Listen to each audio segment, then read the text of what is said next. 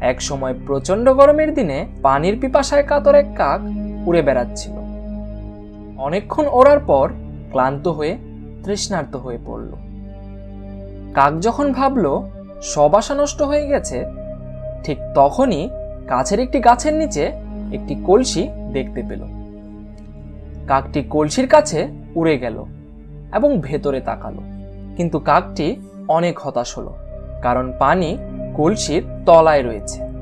কাকটি বহু চেষ্টা করেও কলসির ভেতরের পানিটুকু পান করতে পারল না। তবুও কাকটি হাল ছাড়ল না। একে একে নুড়ি তুলে কলসিতে ফেলতে থাকে। প্রতিটি নুড়ি দিয়ে ধীরে ধীরে পানির স্তর বাড়তে থাকে। কিছুক্ষণ পরে জলের স্তর এমন পর্যায়ে উঠেছিল যে কাকটি সেখানে পৌঁছাতে পারে। কাক তার মনের আনন্দে পানি পান করে সেখান থেকে উড়ে গেল। Thanks for watching and don't forget to subscribe.